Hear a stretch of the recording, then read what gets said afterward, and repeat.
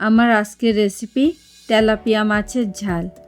আর tilapia মাছের যতগুলো recipe আছে তাদের মধ্যে থেকে কিন্তু সব থেকে সহজ এবং খুব কম উপকরণে রান্না করা যায়, আর সেটা হলো তেলাপিয়া মাছের ঝাল।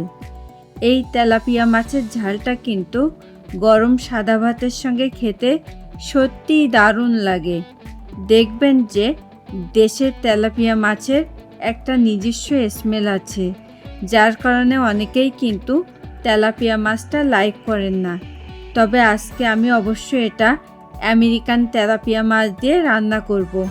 বিলিভ মি, আমেরিকান তেলাপিয়া মাছের কিন্তু কোনো নিজস্ব স্মেল নেই।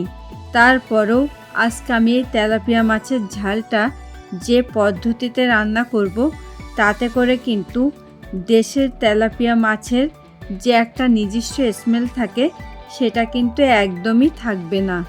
ফ্রেন্ডস, আমি মৌসুমি আর আপনারা দেখছেন আমার cooking channel Mousumi's cuisine in USA. আশা করি আমার আজকের রেসিপিটা আপনারা লাইক করবেন। So please stay tune.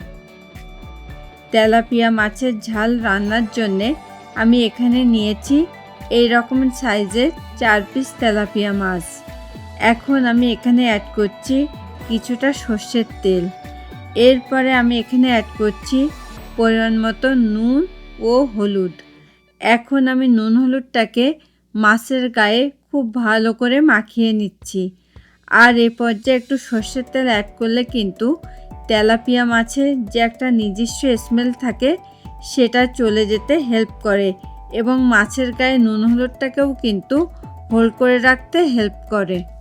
এই পর্যায়ে আমি মাছটাকে কিন্তু ম্যারিনেট হওয়ার জন্যে 10 মিনিট মতো রেখে দেব। এবার কিন্তু আমার মাছগুলোকে ফ্রাই করে নেওয়ার পালা। তার জন্য আমি একটা ফ্রাইং প্যানে দিয়ে দিচ্ছি পরিমাণ মতো সাদা তেল। তেলটা কিন্তু আমার গরম হয়ে গেছে, আর এই গরম তেলে এখন আমি মাছগুলোকে ছেড়ে লাল লাল করে ফ্রাই করে নেব। স্পেশালি তেলাপিয়া মাছের নিজস্ব স্মেলটা দূর করতে চাইলেও কিন্তু মাছটাকে কড়া করে ফ্রাই করতে হবে, তা না হলেও কিন্তু তেলাপিয়া মাছে যে একটা নিজস্ব স্মেল থাকে সেটা কিন্তু একেবারেই চলে যাবে না। এখন আমি মাছগুলোকে খুব সাবধানে উল্টিয়ে দিচ্ছি, যাতে মাছগুলোর অপর পিঠটাও পারফেক্টলি ফ্রাই হয়। দেখুন, মাছগুলোকে কিন্তু আমার লাল লাল করে ফ্রাই করে নেওয়া কমপ্লিট। এখন আমি এগুলোকে অন্য পাত্রে তুলে নিচ্ছি।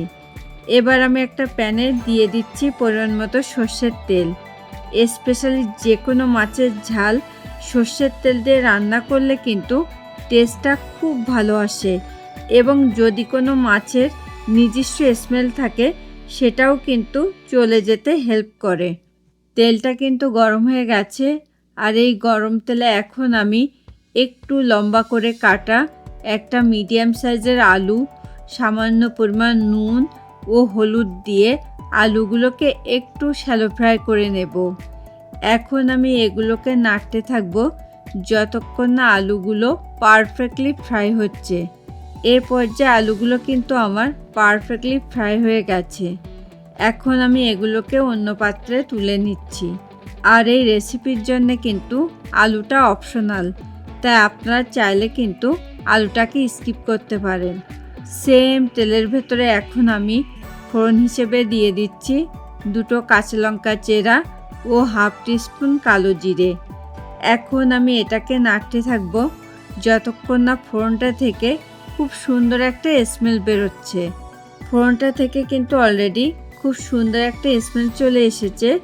আর এ পর্যায়ে আমি এখানে অ্যাড করছি একটা মিডিয়াম সাইজের কুচানো পেঁয়াজ। এখন আমি এটাকে নাড়তে থাকবো যতক্ষণ না পেঁয়াজগুলো একটু সফট হচ্ছে।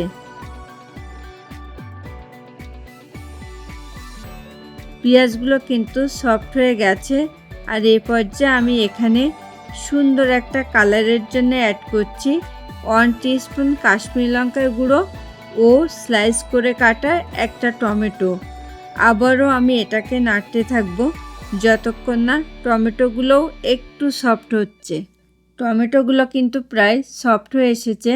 আর এই পর্যায়ে আমি এখানে হাফ টিস্পুন মতো জিরের গুঁড়ো অ্যাড করে একটু কষিয়ে নিচ্ছি। যাতে জিরের গুঁড়োর কাঁচা স্মেলটা চলে যায়। এরপরে আমি এখানে আগে থেকে ফ্রাই করে রাখা সেই আলু, 1 টিস্পুন হলুদ গুঁড়ো, স্বাদ মতো নুন ও সামান্য পরিমাণ জল দিয়ে মশলাটাকে এমনভাবে কষিয়ে নেব যাতে মশলাগুলো থেকে কাঁচা স্মেলটা চলে যায়। এটা কষানোর মাঝপথে আমি এখানে অ্যাড করছি 2 টেবিল স্পুন কালো সর্ষে পেস্ট। আর সর্ষে পেস্টটাকে আমি কিন্তু এখানে একটু পরে অ্যাড করলাম, কেননা এটাকে কিন্তু হালকা কষালেই চলে। আর আমার আজকের এই রেসিপিটা আপনাদের ভালো লাগলে কিন্তু প্লিজ ভিডিওটাতে একটা লাইক এবং কমেন্ট করতে অবশ্যই ভুলবেন না। এরপরে আমি এখানে অ্যাড করছি পরিমাণ মতো জল। আর এখানে কিন্তু জলটা একটু হিসেব করেই অ্যাড করতে হবে, কেননা এটা কিন্তু একটু গামাখা টাইপের হবে। এখন আমি এখানে অ্যাড করলাম 4টে কাঁচা লঙ্কা চেরা। আর আপনারা কিন্তু চাইলে এখানে একটু শুকনো লঙ্কার গুঁড়ো অ্যাড করতে পারেন এবং আপনাদের পছন্দ অনুসারে কিন্তু লঙ্কাটাকে কম বেশি করেও নিতে পারেন। এরপরে আমি এটাকে ঢেকে দেব যতক্ষণ না আলুগুলো পারফেক্টলি সেদ্ধ হচ্ছে। আলুগুলো কিন্তু প্রায় আমার সেদ্ধ হয়ে এসেছে। আর এ পর্যায়ে আমি এখানে অ্যাড করছি আগে থেকে ফ্রাই করে রাখা সেই তেলাপিয়া মাছগুলো। আবারও আমি এটাকে ঢেকে দেব 5 মিনিটের জন্যে। এই পর্যায়ে আমি ঝোলটাকে কিন্তু এর থেকে বেশি শুকাবো না, কেননা পরে কিন্তু আলুগুলোতে বেশ কিছুটা ঝোল টেনে নেবে। সবশেষে আমি এখানে অ্যাড করছি 3টে কাঁচা লঙ্কা চেরা ও কিছুটা কাঁচা সর্ষের তেল, যাতে মাছের ঝালের টেস্টটা বেড়ে দ্বিগুণ হয়ে যায়। এই পর্যায়ে একটু কাঁচা লঙ্কা চেরা অ্যাড করলাম, ঝালের জন্যে নয়, জাস্ট সুন্দর একটা স্মেলের জন্যে। এখন আমি ওভেনটা অফ করে দিয়ে এটাকে স্ট্যান্ডিং টাইমে 5 মিনিট মতো ঢেকে রেখে দেব।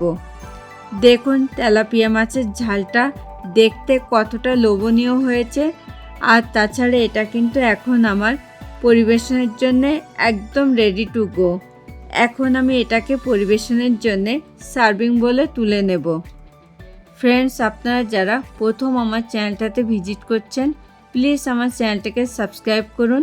খুব তাড়াতাড়ি আবার দেখা হবে নতুন কোনো রেসিপি নিয়ে। Thanks for watching this video. Bye bye.